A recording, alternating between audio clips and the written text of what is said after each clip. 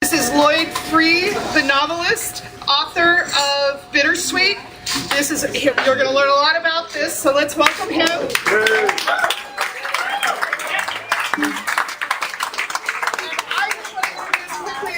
Okay, I think we can start now, right? Everybody can hear me. Okay, let me begin by thanking our hosts, Vesuvio Cafe, the staff, and in particular Janet Clyde for allowing us to have this event in this facility.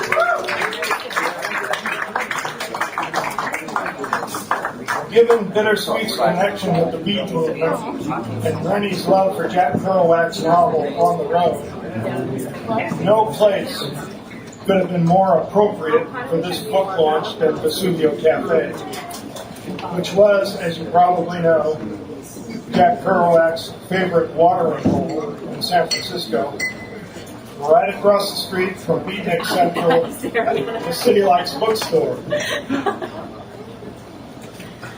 I want to add my thanks to the publisher, Sugar Hill Press, for presenting this event. And of course, I want to thank everyone here for coming to this book launch.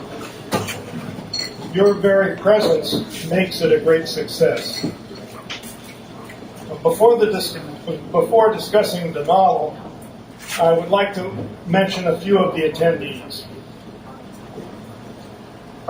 Father John Martin of the Jesuit Order. Father John is treasurer of the Western Province of Jesuits, which includes 10 states. Father John and I were high school mates at Bellarmine College Prep in San Jose, and I'm sure he is here to remind me of the scholastic excellence of the Jesuit educational tradition, which helped form my mind while at Bellarmine and then at Santa Clara University. Next, Kathleen Lance. Kathleen made the long trek from Denver just for this event. She received her college degree in library science, is an avid reader, and a wonderful book reviewer. She read early versions of my manuscript, and her insights and suggestions were extremely valuable, helping me to revise the novel. She was married to the late Albert B. Fink, my friend of more than 60 years. Albert and I were a part of the San Francisco scene in the late 50s, thanks to our fake IDs. We were able to hang out at the Hungry Eye, Vesuvio, the Cellar Jazz Club, Opus One, which was a basement nightclub that played classical music, and Bar Club, where we went for free drinks. It was a gay bar where every other night it was either lesbian night or gay night. In 1960, we jumped onto the adventure train and went to France. Albert passed away in 2014, but he will be remembered both as a writer of letters, almost rivaling Voltaire's 100 volumes, and for his sartorial art on the playa during the Burning Man. Bittersweet is dedicated to his memory. I can't forget Delon Free, editor of Sugar Hill Press, excellent actor and master of the dialogue. He spent many hours doing developmental editing and helping me get the voices right in Bittersweet. Tonight, he will be reading passages from two novels published by Sugar Hill, Confessions of a Day Trader, and, of course, Bittersweet. Now I'd like to say a few words about the novel. I don't want to be a spoiler and reveal too much about the plot and the characters. Since the book is now launched, I've handed the ball over to readers who are now responsible for the voyage of discovery.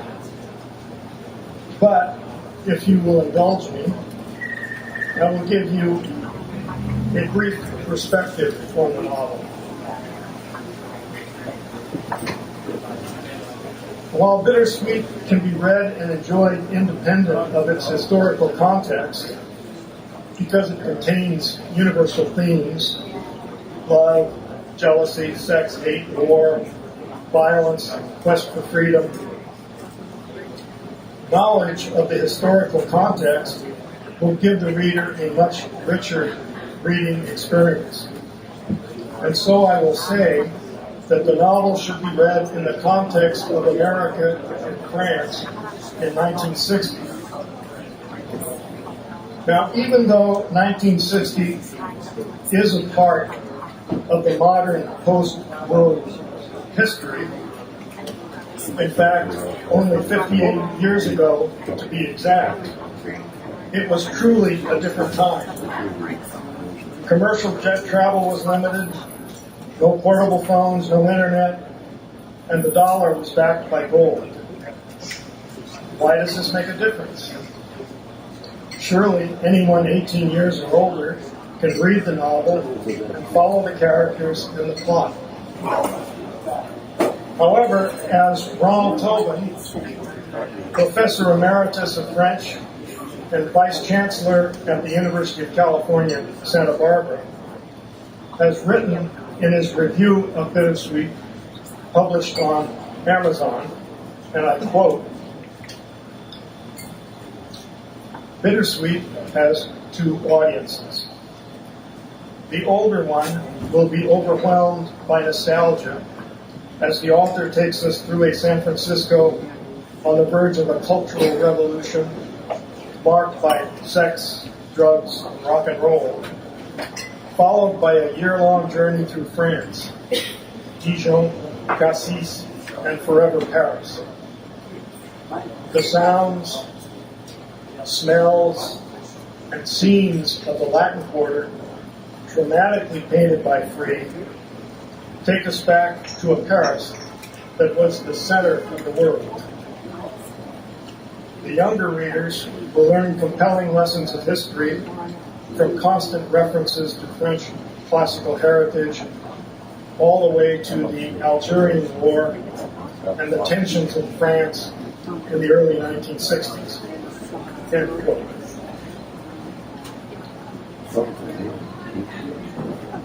The novel begins in 1960. And 1960 was a pivotal year for America. The Bob Hope generation was evolving into the baby boomer generation. 1960 saw Nixon of the Eisenhower era replaced by JFK and Camelot. The Beats were at their zenith.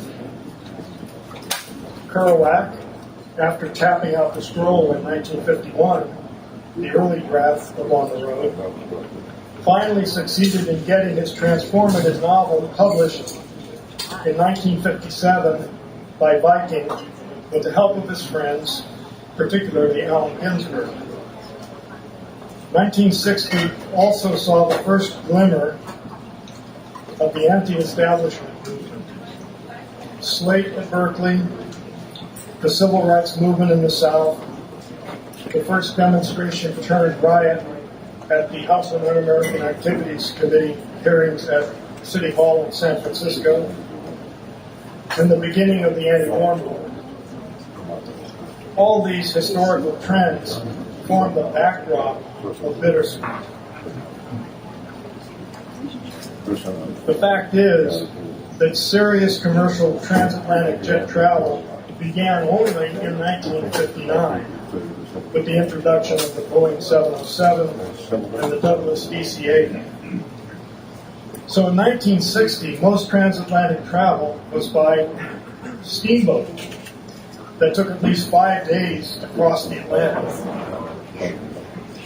So going to Europe was a big deal, and certainly not like today when you can just hop on an airplane and be in Paris 11 hours later. It was definitely not the norm to drop out of the university at the end of your second year to go to Europe independently. Most who went to Europe did so like Phil, one of the characters. After receiving his degree, he was awarded a Fulbright scholarship to spend the year in Paris to perfect his French. Thus, from an historical perspective, the two protagonists, Max and Rennie, are outliers, making Max's reflections on the plan to go to France all the more relevant. And I quote, "The more Max thought about going to France, the more he liked the idea. How many of his friends from Vegas had gone to live in Europe for a year? None that he could remember. And when he returned to the high desert, he would be the international man of mystery, the hottest number on the strip." Close quote. Thus, Max and Rennie's decision to drop out of school for a year and go to France was really quite cheeky and even bold. I did not begin to revisit the manuscript until 2014.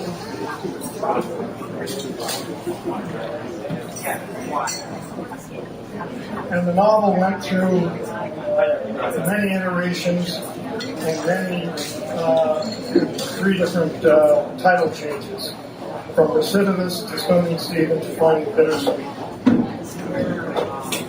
The names and the natures of the characters changed as the plot developed.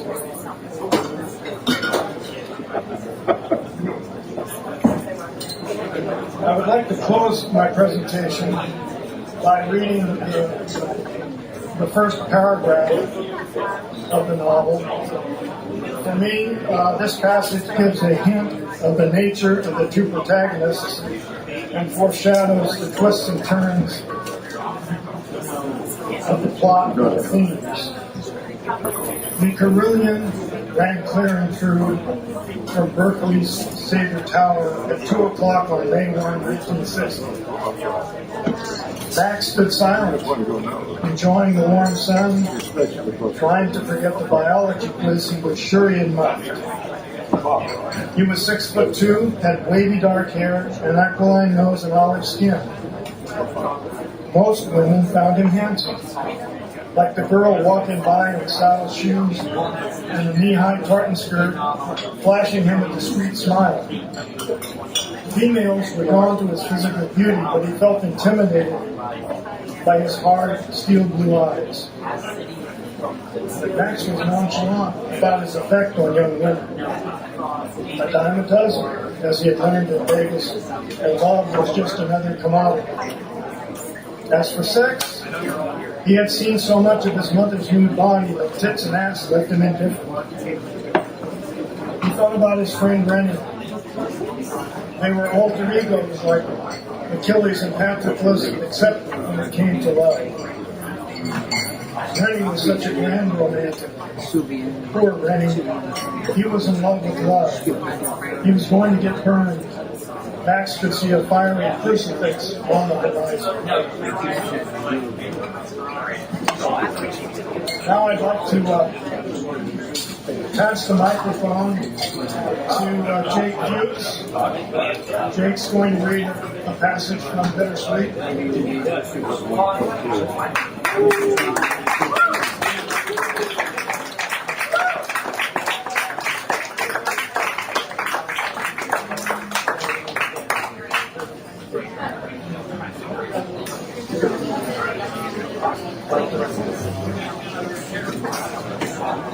going to read only a page, but it's a typical page.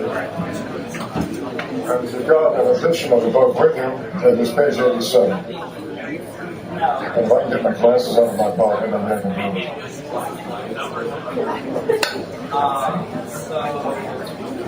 Page 87 is the dialogue between Max, the extrovert, the daring young man in the flying six-foot trapeze, and his best friend Lenny, who is quite the opposite of sentimental, is romantic. But the two of them are best friends, and they decide to take a year abroad, as Rocky explained. And they're sitting in a cafe in Dijon. I said, really their first full day in France. So this is the beginning of something. Max and Rennie sat at a small table in the hotel's dining room. They had ordered a petit déjeuner,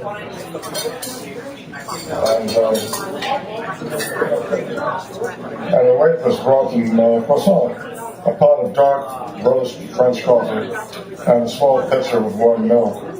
Take this coffee. Better than the espresso Vanessi's, Max said.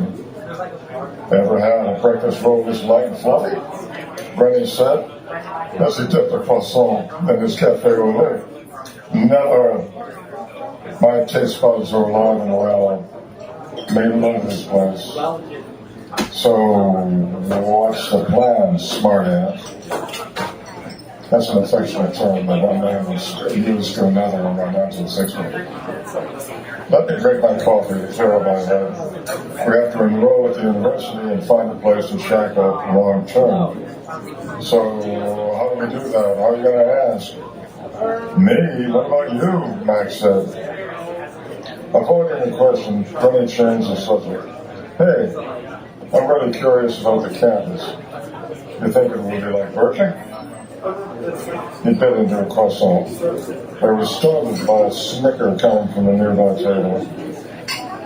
I couldn't help overhearing you guys. I don't mean to offend, but that's a stupid question, said a young man sitting at a nearby table. Max Rennie looked over at the 20-year-old dipping a petit pain or chocolat into his bowl of cafe au lait. He was slender, small bone, had a round face, large, doe-like eyes, and medium-length, ash-brown hair. A large curl sprang up from his forehead. And with this guy, they began to explore the town they're in. And their adventures in France began. And that's all for me.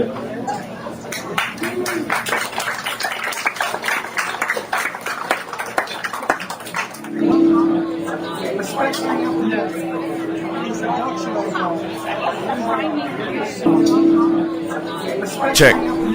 Sibilance.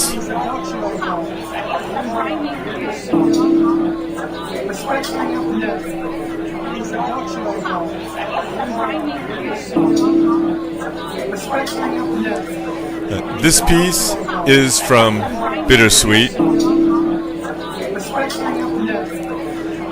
The two protagonists, Max and Rennie, are in a San Francisco jazz club.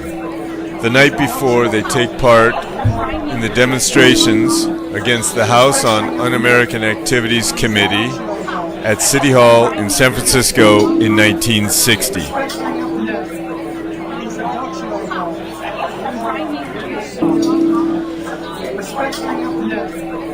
The quintet began the set with a night in Tunisia.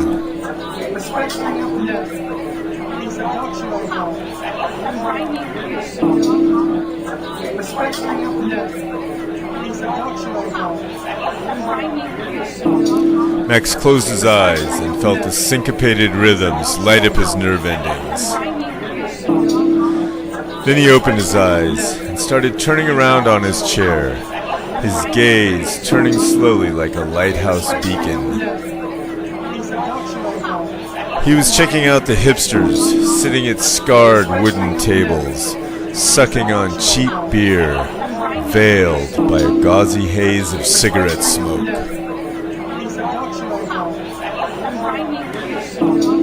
This club was a far cry from the venues in Vegas, where he was used to seeing the rich and famous wearing formal attire, the ladies laden with precious jewelry.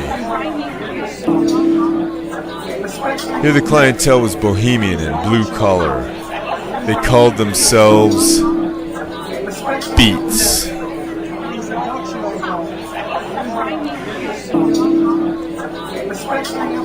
Beards of all kinds sprouted, work pants, work shirts, and all manner of hats topped men's heads. 40s style Stetsons, Harris tweeds, Donegals, and even berets.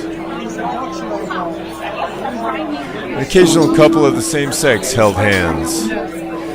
Max felt a little out of place.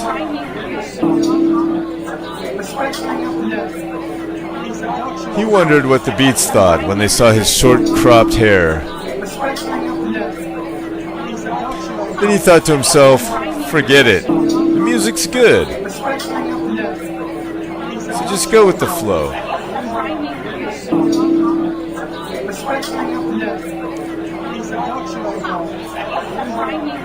The set ended with Rexroth reading Thou Shalt Not Kill to the band's improvised, sinister, discordant dirge.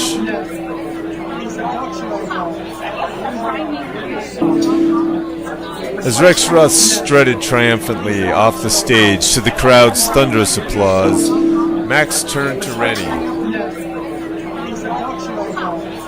Damn, I dig that sax solo.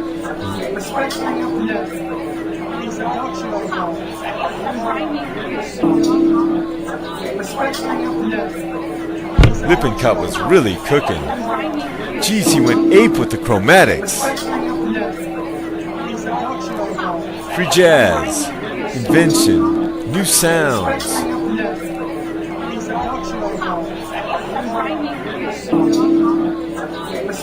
What technique! It's not like they're just inventing noise with no melodies. It's freedom. They've got the talent, the genius, so they reinvent old songs or create new ones that are fast, full of improvised rhythms and patterns.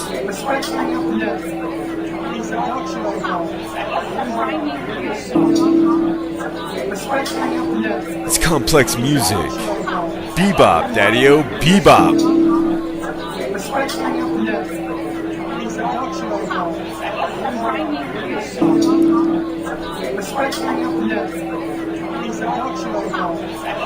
I dig that jazz part, and I liked Rexroth's delivery. The music and his voice were sinister, like the world was coming to an end. The saxophone wailing like the dying.